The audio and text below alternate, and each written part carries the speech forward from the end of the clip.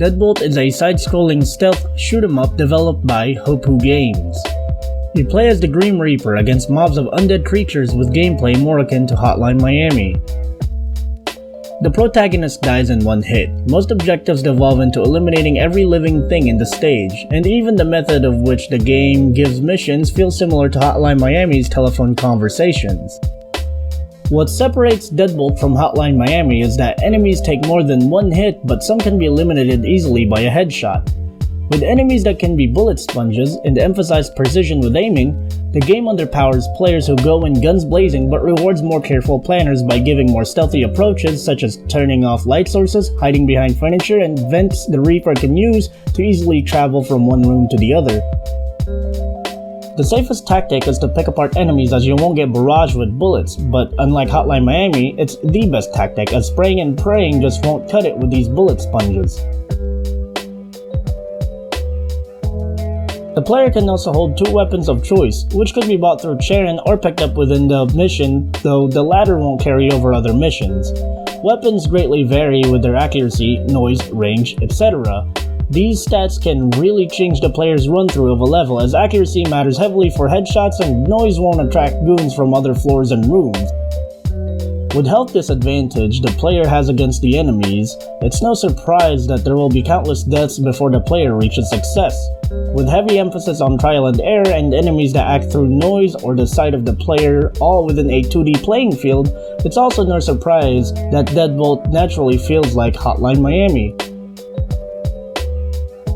Though with its aesthetics, not so much, as Deadbolt has more toned down, almost noir-esque feel with its use of shadows to emphasize stealth and more muted backgrounds more akin to a modern abandoned house rather than a bombastic hideout.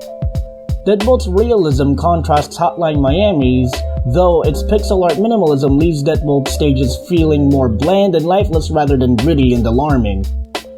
Its soundtrack bring an almost B-movie feel to each levels. Its hip-hop inspired instrumentals with synthetic and sometimes funky and jazzy synths and guitars hammer in the scummy environment feel Deadbolt presents with its stages. It may not be as memorable as Hotline Miami's legendary soundtrack, but only time will tell. Deadbolt brought in a lot of rage-inducing moments during my gameplay, but unlike Hotline Miami where each tries didn't stack up frustration, Deadbolt crushed my soul during the third level. Replays of Deadbolt not only highlighted its uncanny similarities with Hotline Miami, but also highlighted small details where Deadbolt tried to be its own mechanically. Its binary approach to stealth was a useful mechanic which made cheesing enemies into the shadows fun and challenging. Meanwhile, using the cover while in the barrage of gunfire seems to be close to useless since you're not focused on weeding out enemies but more focused on a gunfight, which will most likely put you through a disadvantage or straight to death. Escaping enemy fire may sound easy, but once the goons have been alerted, they will hover over where they last saw you, which can also mean that they could pile up in one spot, which is not good news since they all don't die in one hit. Unless of course you're pretty comfortable with landing headshots, to which there are still enemies that don't die with a single headshot. No longer do you have to worry about glitchy doors like in Hotline Miami, as you have to press E to open them, which is great for opening up doors to surprise enemies, but not so much when you're trying to escape. You attack with melee weapons by left-clicking, and you throw them by holding right-click, aiming with your mouse, and left-clicking, which is fine. But while holding a gun, left-click makes your character punch, and to shoot, the player has to hold right-click, aim with the mouse, then left-click, which would be fine, but while aiming you can't open doors or use stairs, which leaves the player vulnerable against more meaty foes.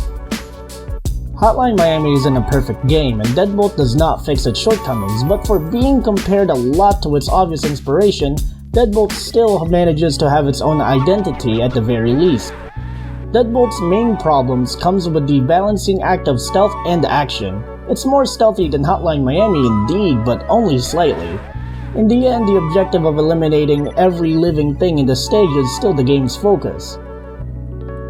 I'd recommend Deadbolt if you're the type of player who liked Hotline Miami, trial and error games, or games that present a great deal of challenge.